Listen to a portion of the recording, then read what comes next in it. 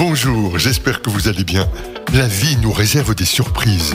Un de mes amis, chanteur, Moïse Fussen, est venu il y a quelques semaines m'apporter un cadeau. Une chanson qu'il a écrite, composée et interprétée. Cette chanson, je vous le donne en mille, s'appelle « Balancez vos ondes positives ». Incroyable, non ? Vous avez entendu le couplet en ouverture et vous entendez la bande-son qui me sert de tapis pour vous présenter le 9e épisode de BVOP. Nous avons fait une interview de Moïse que vous entendrez dans un BVOP bonus cette semaine. Et si vous voulez entendre la chanson, ce sera à la fin de cette émission. Bonne écoute. Nouvel épisode de Balancez vos ondes positives. Bonjour la tribu. Bonjour. Je vois que vous allez bien, nous allons bien. J'espère que de l'autre côté, là-bas, dans l'univers, vous allez bien aussi. Nous nous retrouvons pour balancer vos ondes positives.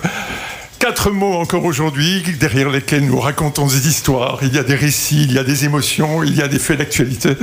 Il y a des choses l'on vous cache. Mais peut-être qu'aujourd'hui, nous serons transparents, totalement. Et transparents totalement, ça veut dire que nous ne vous cacherons rien. Quoique, nous pourrions en douter. Mais finalement, si on... Non, ça le suspense est à son comble. Oui, j'arrête. Nous avons Sabine Van den Broek avec à nos côtés. Ta météo, Sabine? Je suis d'humeur coquine. Coquine aujourd'hui. Rodrigo Benkens. Je suis déchaîné. Fiona Benkens. Toute la famille. Déchaîné. Comme un poisson dans un bocal. Merci Fiona. Nous avons Isabelle Lemayeux. Tout roule. Tout roule. Nathalie Julie. Ah ben moi tout roule aussi. Je reviens du musée du train. J'étais en vacances à Utrecht. Je sens les vapeurs. Magnifique. Et Valérie Malice. Enjoué.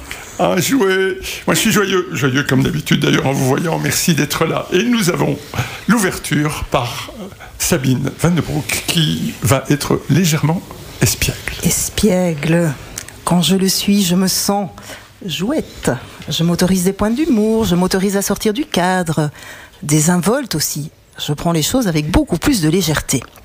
Je me sens coquine, je me sens taquine, je me sens polissonne, canaille, parfois rebelle, mais jamais malicieuse. Car la malice a cette petite connotation de méchanceté que l'espièglerie n'a pas. Malheureusement, je ne suis pas née espiègle.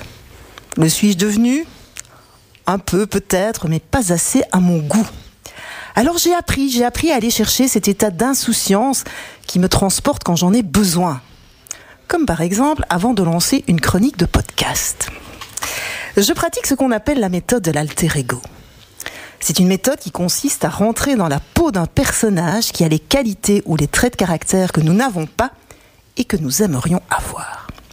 Alors je vous explique la méthode, mais si elle vous intéresse, vous pouvez lire un livre qui s'appelle The Alter Ego Effect, qui a été écrit par Todd Herman, qui est un coach américain à succès et qui a accompagné des centaines de sportifs de haut niveau et de dirigeants d'entreprises avec cette méthode. La méthode se déroule en 4 étapes. La première étape, c'est de choisir un terrain de jeu, un moment où votre alter ego va pouvoir s'exprimer. Exemple, un artiste peut appeler son alter ego avant de monter sur scène. Un commercial avant un rendez-vous commercial de vente, une personne timide avant son rendez-vous Tinder. Mais attention, il y a des règles, c'est une méthode. On n'est pas son alter ego du matin au soir. Sans quoi, on rentre dans les troubles de la personnalité, du dédoublement de la personnalité, ce qui relève de la psychiatrie. On peut aussi avoir plusieurs alter ego. Par exemple, revenons au commercial. Il peut avoir un alter ego pour son rendez-vous commercial et un autre pour son rendez-vous Tinder le soir, le même jour. Deuxième étape, choisir les traits de caractère, les qualités que cet alter ego doit avoir. Dans mon cas, je vous l'ai dit, l'espièglerie. Pour notre vendeur, ce sera le charisme, l'assurance, le sens de la répartie. Et pour le rendez-vous Tinder, sans doute le charme et la séduction. Troisième étape, votre alter ego doit avoir un nom. Il peut s'agir d'une personne, célèbre ou pas, d'un membre de votre famille, une personne vivante, une personne décédée, un personnage de fiction comme le héros d'un film, d'une bande dessinée, d'un livre. Il peut s'agir d'un animal. Et vous pouvez même combiner 2 personnes. Alors imaginez un instant que vous vouliez devenir l'as des jeux de mots avec une voix de patate chaude. Votre alter ego pourrait s'appeler Rodrigo Vossen ou Mark Benkens au choix. Et ça, vous pouvez le couper au montage. 4e étape, il nous faut un moment de transformation, c'est-à-dire un moment où vous décidez de rentrer dans la peau de votre alter ego. Pour un artiste, avant de monter sur scène. Pour un sportif, avant de monter sur le terrain. Vous pouvez aussi porter un accessoire, un vêtement, un bijou, un parfum, danser, réciter un mantra, imiter le cri d'un animal. Votre créativité est ici sans limite. Donc, les 4 étapes, un terrain de jeu, des caractéristiques, un nom et un moment de transformation. Alors vous brûlez d'impatience, évidemment, le nom est venu. Oui. Le moment est venu de vous révéler qui est mon alter ego, qui est cette personne qui me donne cette pointe d'espièglerie que je n'ai pas naturellement. À votre avis ? Eh bien, cet alter ego, c'est Fifi Brin d'Acier. Cette petite héroïne de fiction, de roman, connue pour son caractère rebelle et bien trempé. Alors, elle n'est peut-être pas connue des plus jeunes, quoique je suis allée voir sur Internet et son déguisement est livré en moins de 48 heures si vous commandez sur Amazon. Alors, il manque mon moment de transformation. J'ai déjà essayé par le passé de me déguiser en Fifi Brin d'Acier, mais bon, la perruque rousse et les taches de rousseur, ce n'est pas bien pratique. Alors, mon rituel de transformation, il est tout simple, parce que quand je chante ceci, eh bien, je me sens directement espiègle en une seconde. 5 et 5 font 6, les pruniers pour moi font des cerises. J'aime que la vie virevolte autour de moi. Fifi la fille fidèle, c'est Fifi Brin d'Acier trempé. Fifi la fille rebelle, c'est Fifi Brin d'Acier. Merci. Merci Sabine. C'est le côté espiègle de Fifi Brin d'Acier. J'adorais ce feuilleton. J'adorais. Petit commentaire sur l'espièglerie. Est-ce que l'un ou l'une d'entre vous se sent naturellement espiègle ? Oh, bah oui. Tiens donc, on ne l'avait pas deviné. Oui, j'étais d'ailleurs déguisée en Fifi Brin d'Acier pour les 100 jours en réto. C'est vrai ? Oui. Donc voilà, tu as trouvé une alter ego vivante en face de toi. Mais c'est ce... Je sais pas. Et alors, je partage quelque chose. Avec vous. On a emmené ma maman à Wearwaters pour ses 70 ans, mon frère et moi. Et on s'est retrouvés... Attends, juste Wearwaters, c'est à Grand-Bigard. C'est un complexe de thermes, sauna, etc. Oui, et ils font ce qu'ils appellent des cérémonies. Donc on rentre dans le sauna, il y a un gars qui vient et qui fait une série d'étapes où ça devient de plus en plus chaud, etc. Et là, on se retrouve dans ce sauna. On n'avait pas trop calculé. Bref, on se retrouve tous les trois et au milieu de toute une troupe. Et le gars, il prend des espèces de branches, je sais pas si c'est d'olivier ou quoi, il commence à les secouer. Et moi, j'ai envie de rire. Et alors, je regarde maman et on se regarde et on se commence à se bidonner toutes les deux. Et alors, il y a un gars qui nous regarde du genre... Le sauna, c'est sérieux, tu vois. Arrêtez donc un peu de rire, ce n'est pas marrant. Et en fait, je crois que je peux bénir mon environnement familial parce que je pense que j'en ai hérité. Ma maman a ce petit côté espiègle, vraiment, jouette. Et un de mes meilleurs souvenirs d'enfance, c'est de l'entendre rire aux éclats en lisant Gaston. Et c'est quelque chose qui se transmet parce que j'ai ri aux éclats en lisant Gaston et ma fille lit aux éclats en riant Gaston. Merci Nathalie. Fiona. J'ai pas trop le choix, je crois. Sachant que mon surnom est quand même beaucoup Fifi.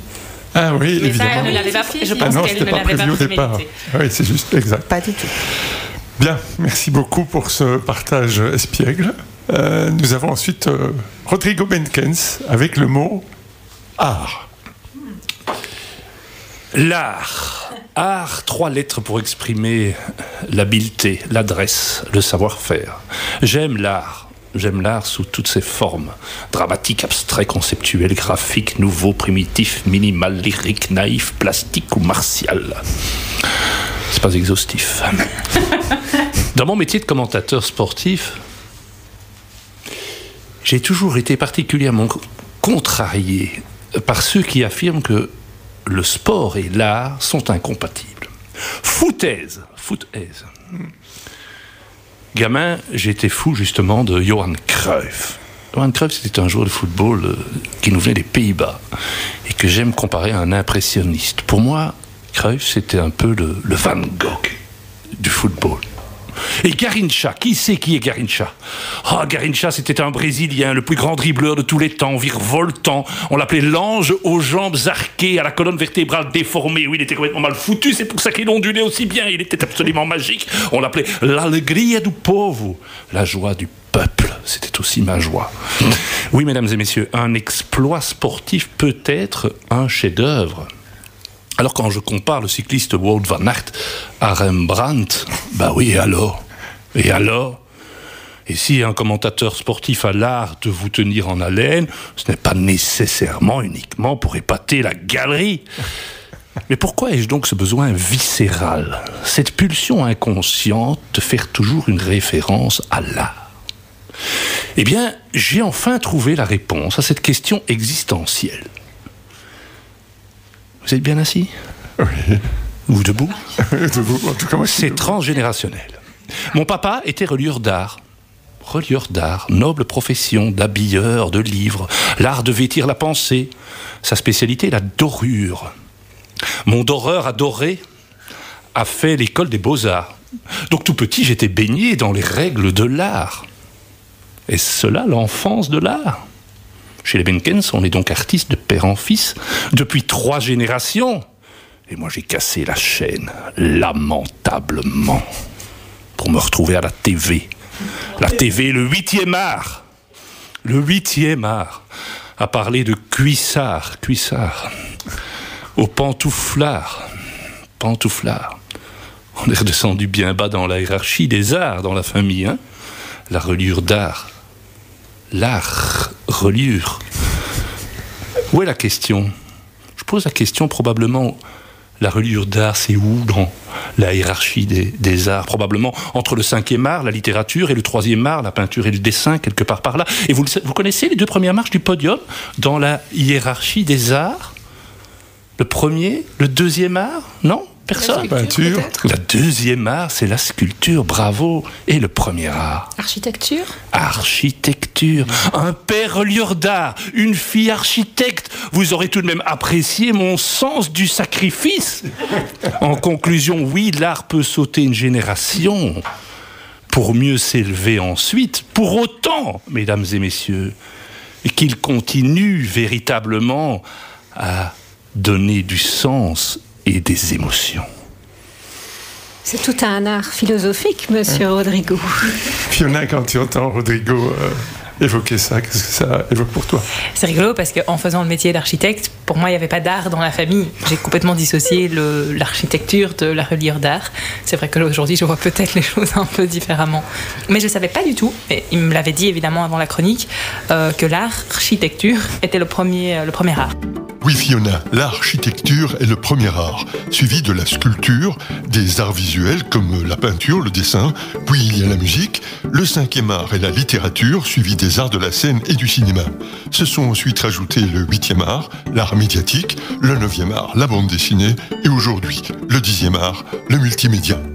Voici maintenant arrivées Nathalie et Valérie, qui nous racontent le mot « histoire ». Oui, et moi j'adore les histoires.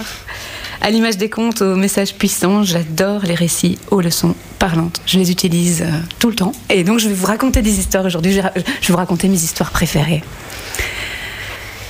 La première, c'est l'histoire d'une fille qui regarde sa maman qui est en train de cuisiner. Et elle voit que sa maman coupe le bout des saucisses avant de les mettre dans la poêle.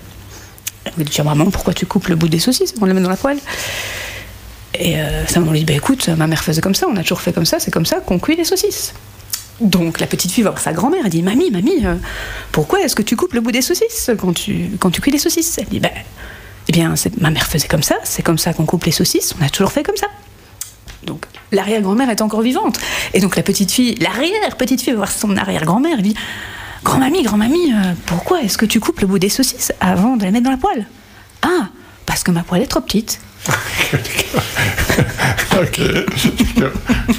Merci. C'est une de tes blagues préférées. C'est une des histoires que je raconte beaucoup quand j'accompagne des équipes où on me dit qu'on a toujours fait comme ça. D'accord. Parce que on a toujours fait comme ça, il est évidemment lié à un contexte. Et donc si on n'interroge pas le contexte, ça n'a aucun sens de dire... Enfin, pour moi, c'est une phrase qui... Elle m'allergise parce que ça ne veut rien dire. C'est la porte ouverte à la non-réflexion. Donc ça, c'est une première histoire. Et ma deuxième histoire chouchoute, c'est l'histoire d'un couple qui doit traverser Bruxelles, de Schaerbeek à Anderlecht, et ils se rendent à une fête où c'est une auberge espagnole. Donc vous savez, ça va être où chacun amène quelque chose à manger. Et ils ont fait une grande marmite de soupe. Et donc, madame est au volant, monsieur est à droite, il tient la marmite de soupe. Bon, elle n'est pas brûlante, mais elle est bien remplie. Donc, il roule hyper lentement. Et alors, je ne sais pas si vous imaginez traverser Schaerbeek, Anderlecht en roulant à genre du 10, 15, 20 à l'heure. Il est quelle heure ? Ce qui peut se passer. Quel moment de la journée ? Ils reçoivent des klaxons, des invectives, des gestes extrêmement évocateurs. Et à un moment, le mari, enfin, la femme qui conduit a un geste d'humeur, elle dit « Mais enfin, c'est quoi ça ?» Et puis le mari dit « Ben oui, il voit pas la marmite de soupe. » Et il ne voit pas la marmite de soupe. Et depuis cette aventure dans cette famille, chaque fois qu'il y a quelqu'un qui fait un truc où ils disent « Il dit « Attends, il a peut-être une marmite de soupe. » Et en fait, nous avons tous et toutes nos marmites. Et les gens d'en face ont leur marmite. Et c'est aussi une très belle invitation à l'empathie. Et je me souviens d'une fois où je racontais cette histoire et il y a une partie de moi qui me dit « Mais c'est comme Kirikou !» Vous connaissez Kirikou ? Kirikou et la sorcière ? Oui. Il y a la sorcière Karaba qui mettait la misère dans un village. Et vous savez pourquoi elle mettait la misère ? Vous en souvenez ? Qui s'en souvient ? Oui, elle a une épine dans le dos. Elle a une épine dans le dos. Kirikou arrache avec ses dents. Exactement. Et Kirikou, lui, il réfléchit, il va dire « Qu'est-ce qui se passe ? C'est pas normal que cette personne agisse comme ça. » Et donc, plutôt que de la vouer aux gémonies et de jeter la sorcière avec l'eau du bain, vous m'excuserez, cette image. Il va chercher l'épine. Et c'est une histoire que j'utilise aussi beaucoup parce que les gens la connaissent et donc on construit l'image ensemble. Et en fait, quand quelqu'un est agressif avec vous, moi j'ai la croyance que les gens qui vont bien, les gens qui sont en bonne santé, qui sont joyeux, qui sont heureux, ils n'ont aucune raison d'être agressifs ou agressifs. Et donc, moi ma leçon, c'est quand j'ai quelqu'un qui vient comme ça dans cette énergie-là, je me dis, ok, où est l'épine ? Et donc, chers auditeurs, je vous invite, quand vous avez quelqu'un qui agit comme ça d'une façon qui vous paraît étrange, bizarre, difficile, compliquée, cherchez l'épine. Zoupiti zoup. Merci Nat. Val, l'histoire. Je rebondis sur les histoires de Nat parce que depuis que je suis toute petite, les récits font partie de ma vie. Je me souviens de ces histoires racontées au moment d'aller au lit. Ces histoires, ces contes qui bercent l'enfance et qui nous emmènent dans l'imaginaire des possibles. Je me rappelle des histoires, mais aussi des tranches de vie racontées par mes grands-parents, à leur époque, et toutes les histoires de famille. Il y a ces histoires que l'on nous raconte. Ces histoires ont façonné les histoires que je me raconte. Ces histoires, ces éléments auxquels je crois ou dans lesquels je m'inscris. Ces histoires que je tricote et qui m'aident à avancer, ou encore ces histoires auxquelles je crois et qui parfois me desservent. Comme par exemple, celle de penser que pour être heureuse, il importe que tout le monde autour de moi le soit aussi. En cours de route, j'ai réalisé que les histoires que je me raconte, ce sont des histoires que j'écris. Et si je les écris, je peux éventuellement changer le cours de l'histoire que je me raconte. Écrire un autre déroulé ou une autre fin. En somme, j'écris mon histoire, j'écris mon chemin. Et je reprends la responsabilité de ce que je vis. Et puis, il nous est possible d'écrire notre histoire et d'écrire l'histoire. L'histoire avec un grand H. Devenir acteur de ce que nous vivons à la fois dans notre vie personnelle, mais dans l'évolution du collectif aussi. J'aime beaucoup l'idée qu'avec tous les défis qui s'invitent actuellement sur notre route, nous pouvons écrire l'histoire avec un grand H. Histoire qu'au fond, un jour, nous raconterons à notre tour aux futures générations. Et toi, auditeur, auditrice, et vous, ici autour de la table, quel est le nouveau récit que vous auriez envie d'écrire ? Oui, moi j'adore raconter des histoires parce que je trouve que c'est comme ça qu'on apprend à connaître les gens et vous l'avez bien expliqué toutes les deux de manière très complémentaire. Il y a les histoires et il y a l'histoire. Et on a besoin de raconter et d'écouter des histoires. Oh, on est tous d'accord, des belles histoires, mais il y en a des belles histoires à raconter, tellement belles. Aujourd'hui, l'information est telle que ce soit dans un journal papier ou télévisé, on doit attendre soit la page 25, soit 20 minutes d'émission pour avoir une première information positive, et on pourrait pourtant raconter des belles histoires. Il y a des belles histoires qui se passent, mais l'histoire, c'est quelque chose moi qui me fascine, qui me passionne, et je reste convaincu que si tout le monde s'intéressait un peu plus à l'histoire, on comprendrait mieux l'autre, les différences de culture, on serait plus tolérant et probablement irions-nous plus facilement vers ce à quoi nous aspirons tous, c'est la paix. Ouais. Fiona, merci Rodrigo. Et je me demande quand même ce que donnerait le monde si on avait un petit peu moins de cours d'histoire. Alors personnellement, j'ai eu beaucoup de mal avec les cours d'histoire, c'est pas toujours très bien passé. Et qu'on avait des cours qui étaient tournés vers le futur. Je sais pas ce que ça pourrait donner. Qu'est-ce qu'on pourrait avoir comme cours quand on voit les heures d'histoire qu'on a eues dans les bancs d'école, qu'est-ce qu'on pourrait avoir en balance pour le futur? Les histoires du futur, en fait. Plutôt que les histoires du passé, c'est les histoires du futur. Et comment construire, en fait, ce futur avec les élèves? Comment un prof pourrait construire ces histoires? Mais laisser place à la créativité, quoi, justement. Ouais. Que pourrait être le futur si... Oui, alors moi je rebondis sur ce que vous dites. En fait, j'ai eu un professeur, le professeur Warzé à l'école, qui racontait les histoires comme vous racontez les histoires à vos enfants, comme on vous a raconté les histoires quand vous étiez enfant. Et j'étais passionné par cette histoire. Encore une fois, tout dépend de la manière dont on vous raconte l'histoire. Elle peut être terrible, elle peut être méchante, pire, mais la manière de raconter quelque chose peut sublimer une histoire. Et puis qu'est-ce qu'on en apprend? Parce que ça aussi il faisait. On peut raconter des histoires, mais finalement, qu'est-ce que ça nous apprend de nous, du monde, des autres? Et de pouvoir tirer des leçons de ces histoires du passé. T'as peut-être pas eu les bons profs pour pouvoir te raconter des bonnes histoires. Je confirme haut et fort. Et moi, j'aime imaginer, en fait, et c'est ce que tu disais, Rodrigo, c'est comment est-ce que nous pouvons vivre les histoires qu'on nous raconte, en tirer des leçons, et pour pouvoir avancer, alors pour revenir à ce que tu disais vers le futur, et nous raconter de belles et nouvelles histoires futures. Mais j'ai une formule qui dit il faut vivre le moment présent, mais pour mieux comprendre où nous allons, il faut quand même connaître l'histoire et vivons le moment présent, connaissons le passé et réjouissons-nous du futur. Je pense que c'est un peu comme ça que j'ai envie de résumer les choses. Ouais, c'est joli. J'ai eu l'occasion de faire la fresque des nouveaux récits et je trouvais ça super intéressant comme concept puisque ça demande de nous projeter où est-ce qu'on serait dans 2 ans, 4 ans, 6 ans et puis 8 ans. Et le fait d'écrire ce futur-là et d'essayer de s'y projeter te donne l'envie de vouloir agir à aujourd'hui. Mais tu l'écris en connaissant le passé. Donc je pense que l'équilibre est entre les deux. Et depuis, moi, il m'arrive d'écrire mon propre futur. Donc j'écris à moi dans 3 mois ou à moi dans 1 an. Et ça me permet de me dire aussi, c'est là que j'ai envie d'aller. Ça ne veut pas dire que si je fais le bilan en fin d'année, j'y suis. Mais ça veut dire qu'il y a au moins quelque chose qui me tire vers quelque chose de plus grand. Et parfois ça marche, hein. Moi je m'étais dit d'ailleurs il y a quelques mois, mon rêve c'est faire une émission de radio, rien qu'entouré de femmes. C'est vrai. Toi t'es le chef, hein. C'est joli, c'est joli. Oui, Nat. Et moi pour rebondir ce que tu disais Marc, je pense... J'ai la croyance, en tout cas, que tout le monde adore entendre des histoires. Et moi, je le vois quand je suis avec un groupe et que tout d'un coup, je change, parce qu'on change de ton quand on raconte une histoire. On l'a remarqué, Rodrigo, quand tu le fais, les autres, etc. Et au moment de ce changement de ton, il y a l'énergie qui bouge dans la pièce. Et il y a les gens... C'est ce moment-là, c'est le moment de l'histoire. Et en fait, j'ai l'impression qu'il y a quelque chose, qu'on accède à un autre endroit du cerveau. Alors, je ne sais pas, je suis pas passionnée de neurosciences comme toi, tu me diras si c'est juste ou pas, mais j'ai l'impression qu'on arrive à d'autres endroits, en fait. Qu'il y a une espèce d'autre canal qui s'ouvre. Et donc, moi, je le vois bien, la réception est différente.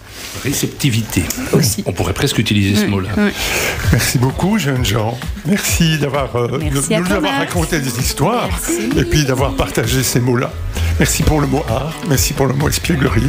On se retrouve la semaine prochaine. Et merci mesdames de m'avoir entouré comme ça, vous êtes adorables. Avec plaisir. Oh, quel bonheur. On recommence. C'est fini pour aujourd'hui. BVOP revient la semaine prochaine. Pour ne rien rater de nos aventures et écouter nos émissions, abonnez-vous sur Spotify ou YouTube, balancez vos ondes positives, suivez-nous sur Instagram, bvop.podcast, ou encore sur la page Balancez vos ondes positives sur Facebook. Et à présent, voici comme promis le nouveau single de Moïse Fusen, Balancez vos ondes positives. À la semaine prochaine, et n'oubliez pas, tant que vous le pouvez, balancez des ondes positives autour de vous. Balancez.